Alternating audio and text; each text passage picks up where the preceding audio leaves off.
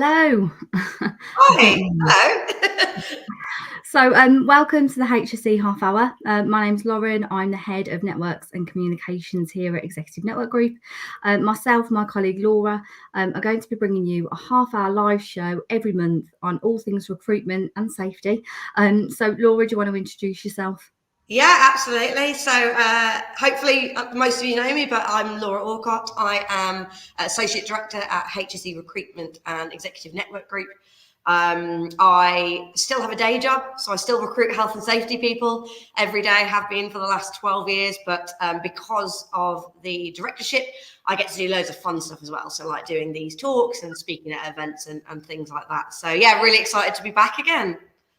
Fab. So, as head of networks at E&G, I work closely with Laura, with the health and safety team, looking at, I suppose, a lot of different safety research, creating white papers on industry trends, and creating information for our clients, really. So, we wanted to share this information with you, with our wider LinkedIn network. This is an interactive live session, so please do feel free to pop your comments in the comment box. We'll either get to them throughout, or there is an opportunity for a Q&A at the end of the session. So for today, the second instalment, should I say, of the HSE Half Hour, we discuss salaries in safety. So this is predominantly based on our remuneration report that we released earlier this year, but it remains a very hot topic. So Laura, do you want to give us a bit of an overview of what kind of trends that you're witnessing in the market at present? Yeah, absolutely. So as you said, such a hot topic. Everybody wants to know, am I being paid enough? Can I get more money? I completely get it. You know, there's cost of living crisis. I understand. So the good news here is salaries are going up in health and safety. We could probably end it there. That's what I've that's it. Yeah. So yeah, salaries are going up. I think this is because of a couple of things. COVID and the pandemic is a massive one. That was a really, really big reason that salaries are kind of changing, because if you think about the pandemic, it was safety focused. You know, it was completely tied into safety and well-being of people and staff and your colleagues. And what happened over that pandemic period is there was an initial knee-jerk reaction when the first lockdown happened, and some people did lose their jobs and people kind of panicked. And then as it went on, companies realized how important their safety teams were for this. There was absolutely no way that companies could keep going without their safety and well-being people. So what we found happen is a lot of people who lost their jobs got new jobs. Lots of companies expanded their teams, they added headcount, and they were really keen to keep people. So a lot of companies put their salaries up, and they rewarded people and gave them bonuses and, you know, thank yous for working through all of this.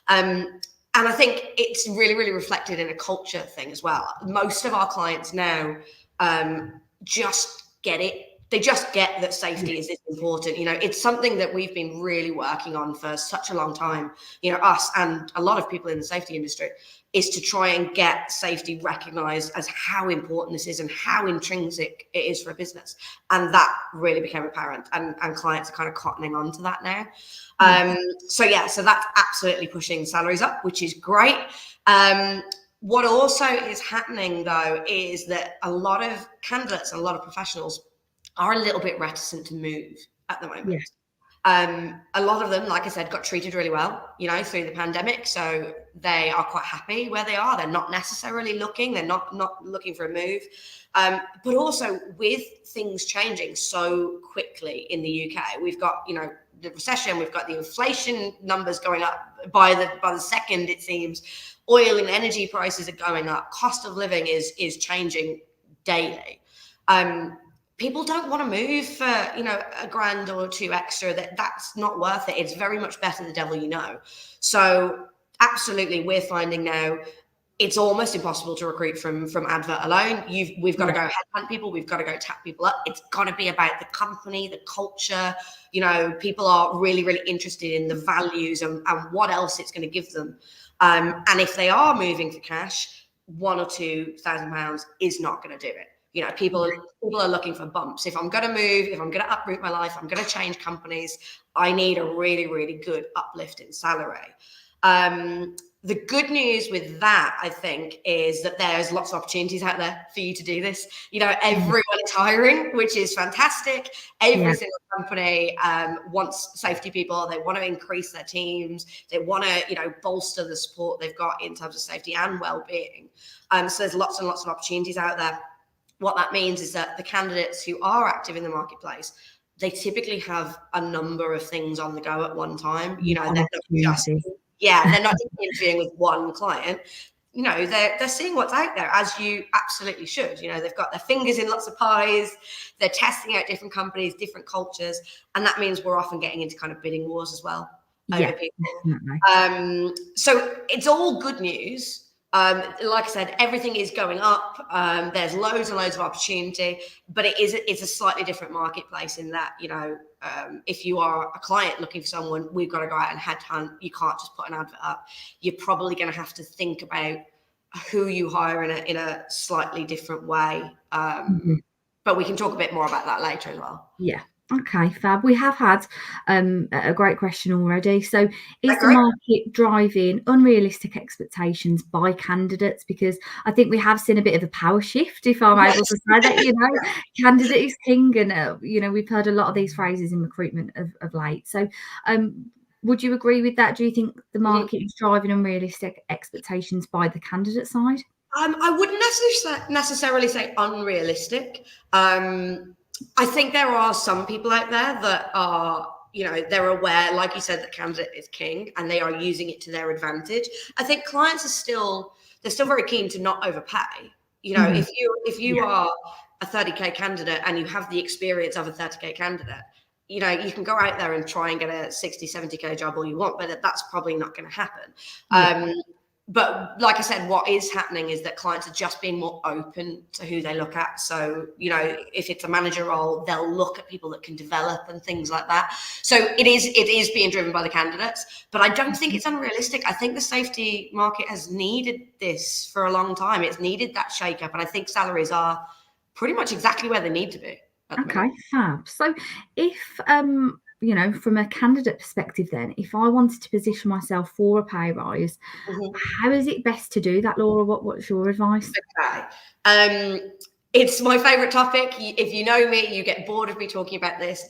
Branding yourself, selling yourself, never, ever been more important. So you can go back and watch episode 1 of this HSE Half Hour. We talked all about personal branding, but the big thing here is if you're looking for a pay rise, you've got to justify it. You've got to show people why. It's all very well and good saying, cost of living, yada, yada, yada. But this is more about you. This is about your potential and your drive and where you can go with stuff. So we're seeing a lot of people, like I said, who are advisors going for manager roles, managers going for head of roles. And the opportunities are absolutely there for people to do that at the moment, but you need to show us why. So if we are going out and, like I said, we're headhunting more and more often for clients, that's pretty much how we hire 95% of the time now. I'm looking for you. You've got to make it easy for me to find you. You've got to make it easy for clients to find you. And that means being really, really proactive on LinkedIn. That means getting engaged with stuff, attending events, speaking at things, showing us how passionate and how driven you are. That's going to be really, really important. So absolutely go back and watch the personal branding episode. The other big thing that I think people are always surprised to hear me say, because I'm a recruiter, is we would always encourage you to go and have that conversation with your employer now. If I'm speaking to people and their main motivator for moving is money, they think they're underpaid, rather than move you immediately, I'm always going to tell you, go and have that conversation. Go and speak to your line manager and say to them, look, this is what the market's doing. This is what I'm doing in my role above and beyond. And this is what I think I'm worth. Because you will often get, you will get a pay rise and you'll get that sort of recognition that you deserve. But you don't know unless you ask. So that's a really, really big thing. I think everybody should be having very open conversations at the moment. If you're going to go in and have that conversation with your boss and ask for a pay rise, be prepared as to why you're asking for it and what you're bringing to the table. So I always say to people, make a list and say, look, obviously I do my job, but this is all the extra stuff that I'm doing. This is how well regarded I am in the sector. This is, all this excellent stuff that I'm doing that you don't ask me to do. I think it's fair that, we kind of look at some compensation for that. Yeah. And people are really, really open to that conversation. Absolutely. Fantastic. So before we move on, I suppose from a client perspective, we've had a couple more questions. So Laura, have you seen an increase in heads of health and safety, for example, that have been given long-term incentive plans or increased performance related incentives to drive better output? Yeah, absolutely. Really good question. So we are absolutely seeing a trend with that. We are seeing a very, very big trend for more strategic roles in general. But for example, a client I was working with recently, this was something that they offered as part of their package was, we do bonuses related to performance, related to safety performance. So if you come to us and you're able to drive our insurance premiums down, for example, by X amount, we're going to give you a cut of that.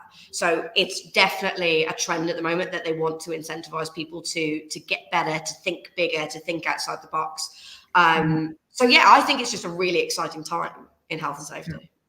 Good. So I suppose to flip that, so from a candidate perspective, how do you get yourself a pay rise? If I'm a client looking to hire a safety professional, how do I benchmark? And also, how do I not upset my current team by, if salaries have increased externally, but potentially not within my business, how do I do that, not upsetting the apple cart as such? It's, again, a really good question. So I get asked this a lot by clients. They will come to us with, say, I need a HSE manager, I'm paying 40, 45K. And we will say, that's just not enough in the market at the moment. That's the price from 3 years ago. You've got to kind of get with the times. And that's their response often is, well, I have other managers that are on the same money. I can't bring someone in on more money because it's going to upset the apple cart. The truth here is, unfortunately, you're going to have to address this issue because, we can go out to market at a lower salary if that's really what you want to do. But what it's going to do is really dilute your brand. It's not going to look great in the marketplace. That, candidates know what they're worth and they know if you're not paying enough, that doesn't reflect well on you. And at the end of the day, if we're telling you that salary is not right for that level of role you want us to look for, and that means the other guys that are on that salary at the moment, the salary is not right for them either. And probably what's happening is they're probably getting tapped up quite a lot. And people are contacting them and saying, okay, is it time to look for a move? And if your salaries aren't increasing in line with what's happening in the market, they're ripe for a move. So it's an uncomfortable situation. It's not an uncomfortable conversation to have as a client, to go to your HR team and say, look, we need to do something about this. Yeah, but it's a conversation you do have to have. I would absolutely encourage you to reach out to us. We do these salary benchmarking tools really, really regularly. Obviously, we're in touch with the market because all me and my team do is speak to safety people day in, day out. So we've got anecdotal evidence from that. But what you do, Lauren, and your team is you get us actual evidence. So, you go out, you find us this information and you give us proof of what's happening in the market. So if anyone wants these reports, we'll talk about them as well in a bit, but we can send you the reports so you can use that as a little bit of leverage when you're speaking to the HR teams. But unfortunately, you're probably going to have to start paying people more. That's it, that is what it is. So, I mean, that I suppose is a solution, but at times if budgets are tight and that is as it is, I know you mentioned earlier people aren't likely to move for say $1 or $2 more with the likes of cost of living. What about hiring newcomers or looking at potentially newcomers into the safety industry? What are your thoughts on that, Laura?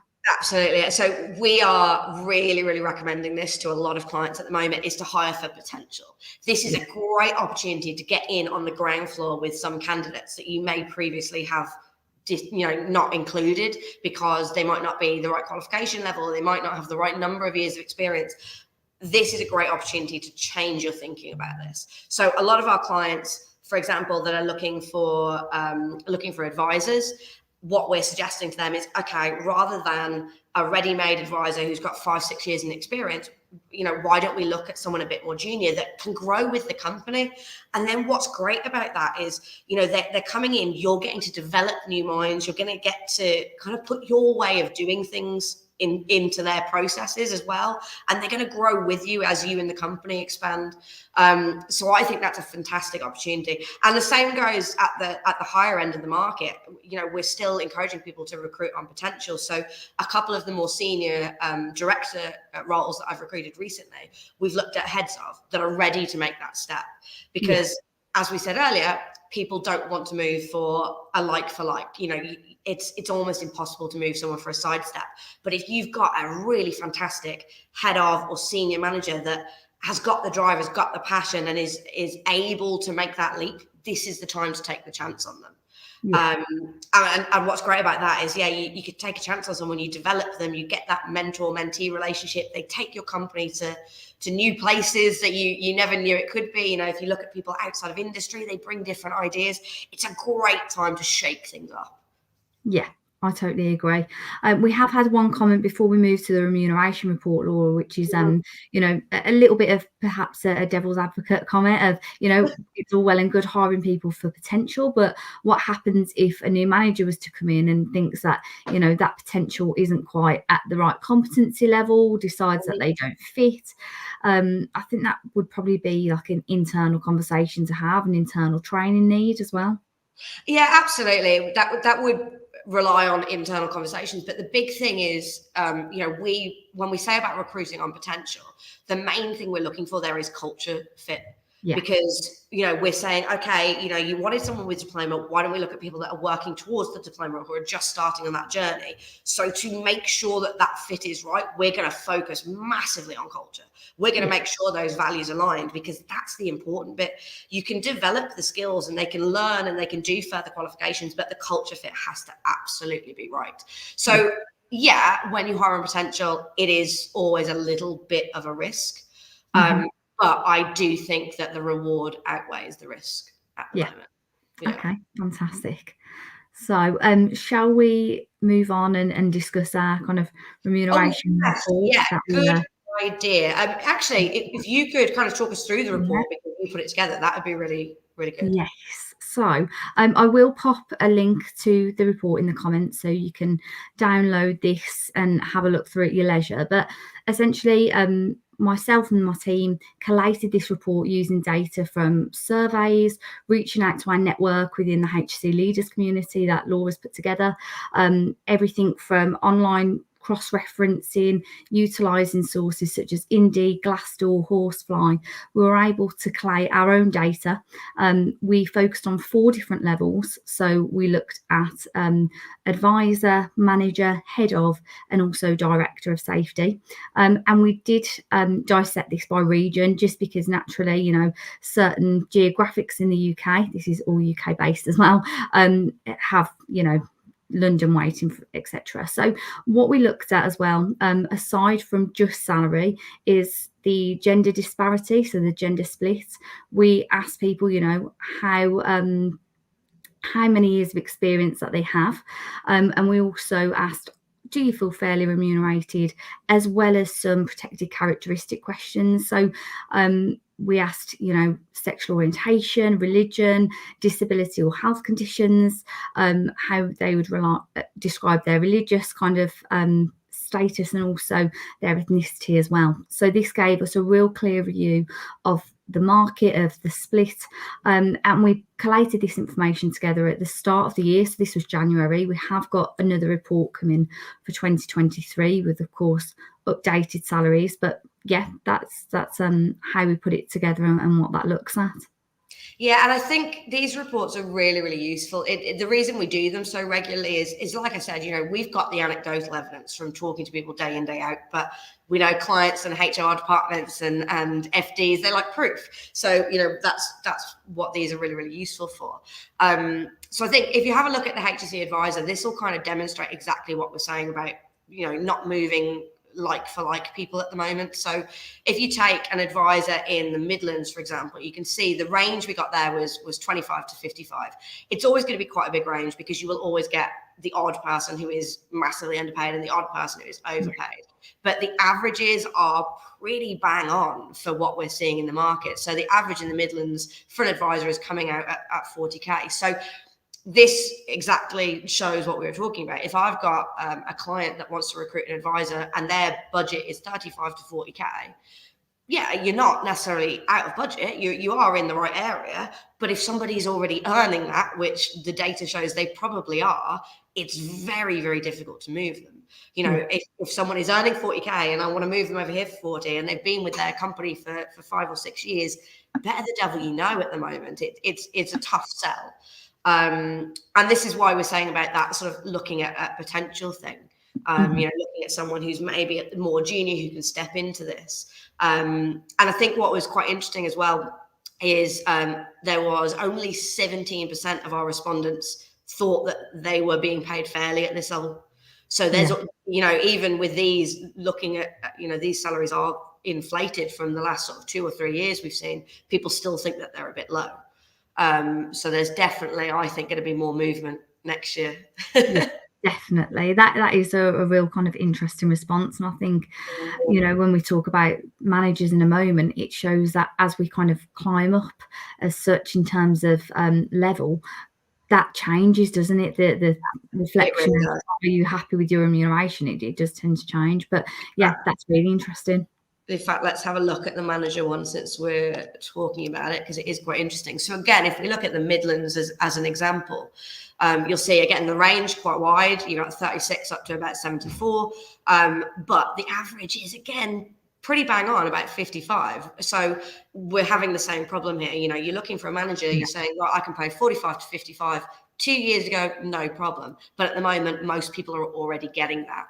And this again is where we can see the value of that sort of recruiting for potential. If you've got a really strong advisor who's sat at 40K and is ready to take that step to manager, it's a lot more enticing to take an advisor from 40 to 50K than it is for a manager to take a sidestep. But like you said, I thought what was really interesting here is this is where it equals out a little bit, where nearly half of the respondents thought, yeah, okay, we're probably getting paid all right now. Yeah, definitely. And I think, you know I mentioned that we were dissected by, you know, geographic, but I think the London weighting is clear to see throughout. I think there's a disparity of about 9% on the average salary for each of the job titles. I think it works out as. I'm not great with maths, so I don't want to go for all of it. I'm gonna stick to that. But yeah, that's quite clear to see throughout the different, you know, salaries that we looked at. So the next that we kind of came across was head of, which was the next data set. Yeah, there we go. And this also includes regional. Again, really, really good range there. So head of, you've got somewhere in the region of 60 to, you know, 135-ish, with the average being 80. Is that 80, 86? Yes, so average around that. Yeah, we've got a few 70s in there, especially across kind of Scotland, Northern Ireland. I think that was quite continuous throughout the data. We found that they were quite similar. But yeah, that's what it came out as, around 86, with, as I say, London coming in at about 90. Yeah, and again, just shows how it benefits to look at managers for these sorts of roles. If you've got really, really strong regional managers that are ready to take that step up, again, taking someone from a 55 to a 70, yeah, absolutely, we can kind of move those people and we can recruit for potential. But if you've got a head of who's already on 75 and you want to move them for 80, it's, you know, it's just not going to happen in this current market. But again, really interesting, the higher up the food chain we go, more people are happy with their salaries. So 70% of people thought they were being paid fairly. Surprising that the more money they get, the more people are happy. Yeah, definitely some logic behind that. Okay. The last kind of I suppose title that we did look at was the director level, so the health and safety directors. It is, you know, that also did include the kind of global HSE director. We had a few responses for that, you know, for each region as well. So that was quite interesting to look at, and again, a wide range, but I think, again, over 3/4 of people have felt fairly happy with their remuneration for this role. So compared with your 17% of advisors, you know, I think that's really interesting. Yeah. So yeah, these reports are really, really valuable. So yeah, like Lauren said, if anyone wants a copy of it, we can send it out. But it's just good to have that kind of actual market proof of what's going on to back up your case. If you are looking to, pay your team better, if you are looking to recruit someone, or if you are looking to get a pay rise, this sort of information is just really invaluable. Yeah, definitely. I've just posted the link to this in the comments as well. Oh, great. So, if you would like to have a look and download the report for yourself, please feel free to do so. And you can probably, go through it in a lot more detail than our kind of overview today. But yeah, that's there. For any questions, let us know. So I suppose that kind of brings us to concluding the session. Or we have had a couple of questions and a couple of comments. Someone here stated, it seems very difficult at the moment to move health and safety practitioners across the UK. What about considering, international candidates? Is that something that, is... Absolutely. Yeah. We definitely always try and encourage clients to look at the international side because, like I said, we're saying you should be recruiting for potential here. That's the big thing. And absolutely, there is a lot of untapped potential internationally. The only problem that we tend to find with that is that often it comes with a cost for the client because they have to pay for sponsorship and things like that.